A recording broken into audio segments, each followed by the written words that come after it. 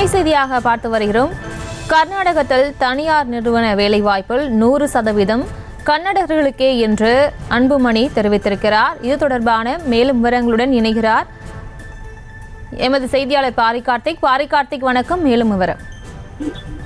வணக்கம். கர்நாடகத்தில் தனியார் வேலைவாய்ப்பில் 100% கன்னடருக்கே ஒதுக்கீடு தமிழகத்தில் சட்டம் இயற்ற திமுக அரசு தயங்குவது ஏன் என பாமக தலைவர் மருத்துவர் அன்புமணி ராமதாஸ் அவர்கள் அறிக்கை ஒன்றை வெளியிட்டிருக்கிறார்.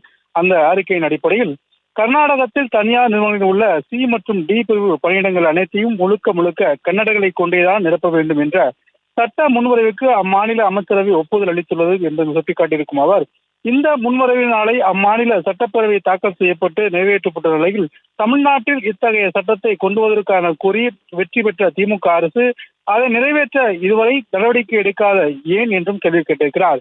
மேலும் கர்நாடகா தலைநகர் பெங்களூரில் முதலமைச்சர் சித்தராமையா தலைமையில் நேற்று நடைபெற்ற மாநில அமைச்சரவை கூட்டத்தில் கர்நாடகா அரசின் மாநில தொழிற்சாலைகள், ஆலைகள் மற்றும் பிற அமைப்புகளில் உள்ளூர் மக்களுக்கு வேலை வழங்குவதற்கான சட்ட முன்வரைவுக்கு ஒருமனதாக ஒப்புதல் அளிக்கப்பட்டுள்ளது என்றும், மேலும் இந்த சட்ட முன்வரைவு நிறைவேற்றப்பட்டால் கர்நாடகத்தில் செயல்பட்டு வரும் தனியார் தொழில் மற்றும் வணிக நிறுவனங்களில் உள்ள மேலாண் பணிகளில் 50% விழுக்காடும், மேலாண்மை அல்லாத பணிகளில் 75% விழுக்காடும், சி மற்றும் டி பிரிவு பணிகளில் 100 விழுக்காடும் கர்நாடக மக்களுக்கே வழங்கப்பட வேண்டும் என்ற இந்த சட்டம் பிற மாநிலத்தோருக்கு பாதிப்பை ஏற்படுத்தினாலும் கூட கர்நாடக மக்களின் வேலை உரிமையை பாதுகாக்கும் என்ற வகையிலே உள்ளதை வரவேற்பதாகவும் தெரிவித்திருக்கிறார். மேலும் கர்நாடகத்தில் மட்டுமின்றி இந்தியாவின் பெரும்பான்மையான இருக்கக்கூடிய மாநிலங்கள் இத்தகைய சட்டங்கள் நடைமுறையில் உள்ளன என்றும், குஜராத், மராட்டியம் ஆகிய மாநிலங்களில் 80% பணிகளும், ஆந்திரா, ஹரியானா மற்றும் ராஜஸ்தானில் 75% பணிகளும், மத்திய பிரதேசத்தில் 70% பணிகளும் உள்ளூர் மக்களுக்கு ஒதுக்கப்பட்டுள்ளது என சுட்டிக்காட்டியிருக்கும் அவர், தெலுங்கானாவிலும் இத்தகைய சட்டம் நடைமுறை இருக்கிறது என்றும் கூறியிருக்கிறார்.